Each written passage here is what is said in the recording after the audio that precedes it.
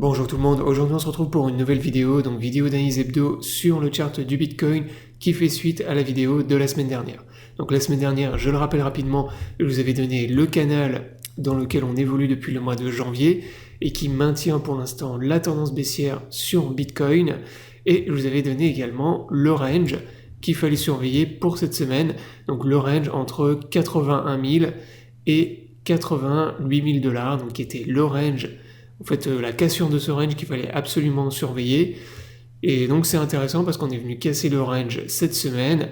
Donc on est venu purger le range, on a eu une tendance baissière qui nous a ramené vers les 74 000, 75 000 $. Rebond dans cette zone une fois qu'on est venu purger le range. Donc on va voir la suite de ce que j'anticipe dans cette vidéo. Ça va faire l'objet justement de la vidéo. Mais avant, dans un premier temps, si t'es pas abonné à la chaîne YouTube, je t'invite à t'abonner. Également, si t'es intéressé par le trading des crypto-monnaies, je t'invite à me rejoindre sur les chaînes Billette et MEX, qui sont mes deux exchanges préférés pour trader les crypto-monnaies. Si t'es pas inscrit, tu as tous les liens dans la description sous la vidéo. Ces liens te permettent d'avoir accès à un bonus lors de ton premier dépôt, ainsi que 10% de réduction sur tes frais de trading, donc profites-en. Maintenant on démarre la vidéo, donc avant tout on va aller faire un tour sur mon compte X, puisque je vous ai partagé pas mal de choses cette semaine. Également, si tu m'as pas encore follow sur X, je t'invite à le faire. Je te partage pas mal d'analyses et c'est en avance par rapport aux vidéos sur la chaîne YouTube. Donc cette semaine je t'ai partagé plusieurs AT, donc là par exemple je t'ai partagé la trendline en weekly du bull market sur le Bitcoin, et je t'avais montré que cette semaine justement, lorsqu'on est venu casser le petit range, on a eu en même temps une cassure de cette trend weekly, donc qui est vraiment une ligne de tendance qui a maintenu le bull market pendant 2 ans sur Bitcoin et les cryptos. Ensuite, j'ai fait un post donc, par rapport à la manipulation de Trump qu'on a eu cette semaine. Donc pour les gens qui n'ont pas suivi, on a Trump qui a manipulé la bourse cette semaine avec un tweet. Donc en disant en gros qu'il fallait acheter le bottom. Donc du coup ça a racheté à mort sur les indices US, et Bitcoin bien évidemment a profité du rebond.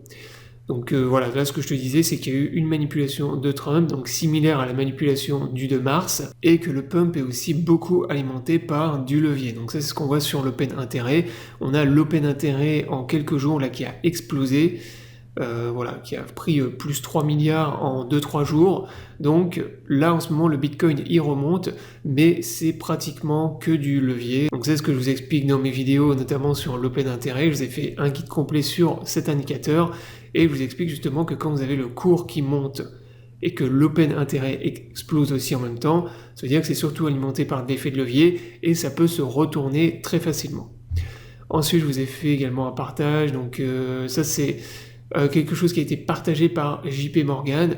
Donc la semaine dernière, il y a eu énormément de retails qui ont acheté en fin de semaine. Donc il y a eu des positions énormes de rachat sur le bottom faites par les retails, et actuellement les retails ils sont dans une position gagnante, voire même très gagnante pour ceux qui ont vraiment acheté le bottom. Donc là ce que je vous expliquais, c'est que en gros les retails ont acheté the bottom, et il y a beaucoup de gens maintenant qui pensent qu'on repart dans un bull market avec énormément de retails qui ont acheté le bottom. Ce qui, moi, personnellement, n'est pas du tout mon cas. Donc ça, pour moi, c'est clairement un signal que le plus bas qu'on a fait, c'est pas le plus bas. Sinon, les retails, ils n'auraient pas racheté en masse. Et enfin pour terminer, donc je vous ai partagé une AT sur les maps de liquidation. Donc ça on va les voir également dans la vidéo. Mais en gros je vous ai partagé les grosses zones de liquidation, les plus grosses pools de liquidation des shorts et des longs. Donc pour les shorts c'était à partir de 84 000 $ et jusqu'à à peu près 87, même un peu plus haut. On va aller voir ça justement dans les maps de liquidation que j'ai ouvertes. Et on avait également celles des longues, donc qui sont à partir de 78K et jusqu'à 72K. Et très rapidement, donc pour juste analyser ce qui s'est passé cette semaine, donc cassure du range que je vous avais donné. Donc la target du range, c'est tout simplement l'amplitude à moins 8% environ, et c'est pile ce qu'on est venu taper donc cette semaine. Donc une fois que le pattern a été purgé, retournement bull lié majoritairement donc à la manipulation encore une fois de Trump sur les indices US. Donc le fait que la bourse ait fortement rebondi cette semaine, ça a bénéficié au Bitcoin qui a également beaucoup rebondi. Sinon, on aurait été, ce que je vous avais dit la semaine dernière, retaper le bas du canal, un peu plus bas, donc aux alentours des 70 000 $. Maintenant, qu'est-ce que j'anticipe donc pour la semaine prochaine? Donc pour ça, moi je vais me baser principalement sur les maps de liquidation. Et sur les maps de liquidation, qu'est-ce qu'on voit?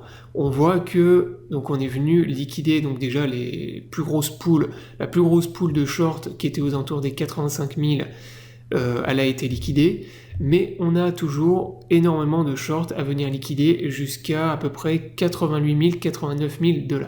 Donc c'est ce qu'on voit ici sur les maps de liquidation. Donc, en cas de cassure du canal, de ce canal bear, je m'attends à un retour au moins jusqu'à 89 000 $. C'est-à-dire que là, si on casse le canal, hop, on va avoir continuation de la tendance haussière jusqu'à 89 000 $. Arrivé dans cette zone ici, eh bien, il n'y aura plus aucun short à venir liquider, ou pratiquement plus. Donc, je m'attends à ce que en fait, le cours du Bitcoin, s'il continue à monter, il ait beaucoup plus de mal, et même un retournement de tendance dans cette zone. Si on continue et si on maintient une tendance baissière, malgré le fait qu'il n'y ait plus de short à venir liquider, le prochain retournement, la prochaine zone de résistance que je surveille, c'est la zone que je vous avais donnée ici, toujours la même, donc cette zone de résistance, et arrivé dans cette zone, pour moi, ça va vendre à mort, ou en tout cas TP à mort. Si jamais on revient à taper cette zone, pour moi, ce sera vraiment une opportunité exceptionnelle que le marché donne aux gens qui n'ont pas vendu, de pouvoir TP, de prendre des profits, ou en tout cas de sortir avec des pertes qui sont limitées. Parce que pour moi, ça c'est vraiment la plus grosse zone de résistance, donc entre 92 000 et 95 000, 96 000 $, c'est une énorme zone de short. Et voilà, encore une fois, si on y revient, ça va vendre à mort dans cette zone. Donc ça, c'est le scénario en cas de maintien de la tendance haussière. Si jamais là on tape le haut du canal, on a tapé le haut du canal, on a fait un top et qu'on repart dans une tendance baissière, ce qui est le cas depuis le mois de janvier, je le rappelle, et bien là, tout simplement, je m'attends à ce qu'on vienne liquider les longues. Et les longues, vous voyez qu'il y en a énormément à venir liquider. Donc là, on a plus de cumul de liquidation côté longue que côté short. Et on voit que les plus grosses liquidations de longues, elles sont aux alentours des 80 000 $, et on en a jusqu'à 77 000, à peu près 77 000 $. Pour terminer la vidéo rapidement, on va aller regarder l'open intérêt. Et sur l'open intérêt, ce que je vous disais justement, c'est ce que vous voyez, c'est qu'il y a eu vraiment une explosion de l'open intérêt. C'est-à-dire que là, en fait, depuis le 9-10 avril, depuis qu'on est reparti boule sur Bitcoin, eh bien vous voyez qu'il y a eu une très forte augmentation de l'open intérêt. On est passé d'environ 23 milliards et actuellement on est aux alentours des 25,5 milliards.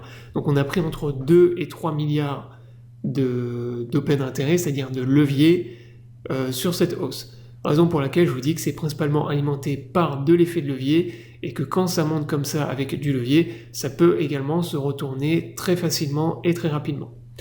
Donc voilà, j'espère que la vidéo vous aura plu. Je vous invite à vous abonner à la chaîne pour ne pas rater les prochaines vidéos. Je vous souhaite à tous une bonne journée et à bientôt pour une prochaine vidéo.